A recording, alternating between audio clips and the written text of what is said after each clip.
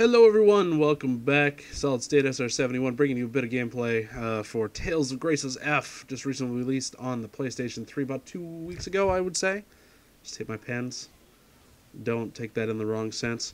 Okay, so this game is a port of a Wii game. I tried to do this once. Didn't really work out for me. I felt like I was too boring. I'm going to try and bring it up a notch. I still don't have any mics, so excuse the background noise. Hopefully there won't be any. I don't know. We'll see. What was I going to say other than that? I cut out the cinematics because I didn't want to spoil anything. I talked about the story a little bit in the last time. I'm going to try it again, but I'm going to try and do it a little bit faster. This game, you play as Asbel. Asbel is the son of the Lord of Lant. Lant is a suburb of a bigger city. So you got the big city, you got the small city. There's a lord that governs that small city. You are the son of that person. When you're young, which is when you start off young. Something tragic happens in the game, and it leads you to join the knighthood, or the knight of the big city. And basically, 7 years later, some bad stuff happens in Lant, your main hometown, and you have to go back, and that's as far as I've gotten.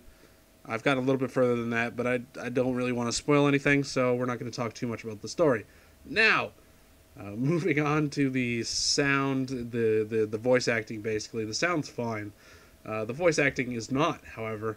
This game is a Japanese game. It originated in Japan, so the English voice acting is not good. It's not very good. It's not very believable, and the lines of dialogue don't really help because they kind of make certain situations seem like overly cheesy, and that's what this game is all about as far as story is concerned. Not as far as story is concerned, because I find that the story is well played. But the voice acting is not so good, and I think that that's partially due to the voice actors, partly due to the writers. It's a mess, but if you can cope with like a game that treats you like a 2-year-old, that's great. But that's what the sound sounds like. So the graphics look great. Well, I wouldn't say great. They look standard. It definitely looks like a Wii port. The game has some muddy textures. It has some really cool effects when you get into the battle system, but outside of the battle system, the game kind of looks just okay. A lot of the game kind of looks terrible when you look at it from a standpoint of somebody who regularly plays really nice looking HD games. But outside of that, we're going to talk about the gameplay because that's where this game is king. That's where this game sort of rocks. It's in the battle system, but we're going to talk about some little nitty-picky, not so good things about it. This game is incredibly linear. It's kind of one of those games that kind of points you in the right direction all the time, and then whenever you try and go somewhere else, there's a pop-up dialogue that says, "Hey, you shouldn't be going that way yet. Maybe later. Come back at some point. You're going to need to come here eventually, but that's not now." Which for some people might be a good thing because you can't really go the wrong way. And I agree, it stops you from getting lost, but there are better ways to not get lost in this, and allow for player freedom. And on top of that, this game is littered with invisible walls. There are so many invisible walls in this game. It's redonkulous. So take that in mind. If you don't like invisible walls, this game will have you cringing throughout the entire experience. That being said, the actual gameplay is actually really good. The way the battle system is handled is in a very Western sense, in that it focuses on action and not on strategy so much. I mean, there is some strategy peppered in there with the title system, which I'll get to in a minute. But the actual fighting, the actual battle system when you're down in it, is very much a Western type game where you gotta mash you gotta mash the buttons and block, and everything happens all in real time, which I appreciate. I really do, and I think that it works really well. And I think that the flashy effects make this combat good. It's good. And they're very small, short combat sessions, so you get kind of a Diet Coke effect to this. You're kind of like, oh, hey, I'm in a combat. Oh, hey, okay, it's finished. And then you get into another one, and then you're finished, and then you got like a 5-minute cinematic to watch.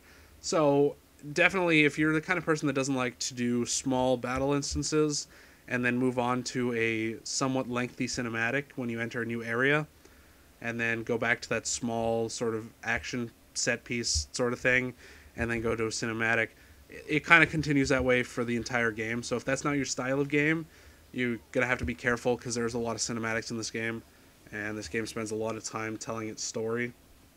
Not always a bad thing. Now let's get back to the title system. Basically, you have titles, and these titles give you certain abilities. So if you want to be a healer, you need the title that gives you healer. And then there's multiple titles that'll give you healing, and it'll be peppered with other effects. And there's a lot of different opportunity for making some really cool stuff. And some titles are necessary for certain areas.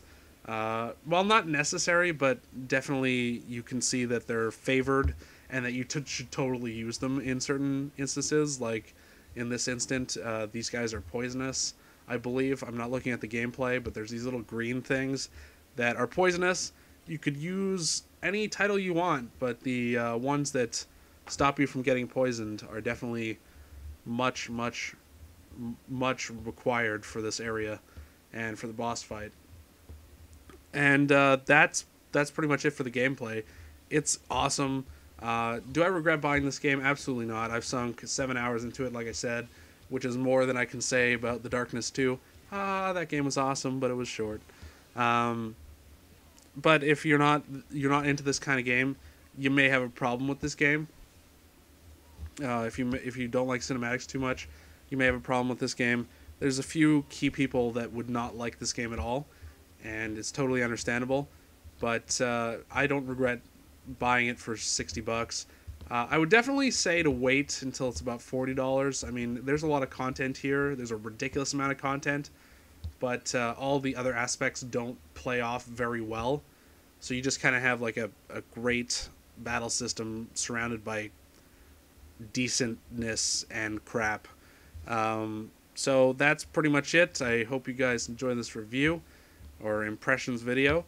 Subscribe to my channel if you haven't. It makes me happy. I hit 450 subs. Thank you very much for your support. Hopefully we can make it to 500 sometime soon. That will make me squidgy inside. Like the video if you did like it. If you did not like it, dislike it. I can take it. But please, if you do dislike the video, or even if you do like the video, let me know what I'm doing right. Let me know what I'm doing wrong. Let me know what you guys want to see in the future so that I know what to do. And that's pretty much it, by commenting in the section below. Follow me on Twitter if you haven't, at SolidStateSR71.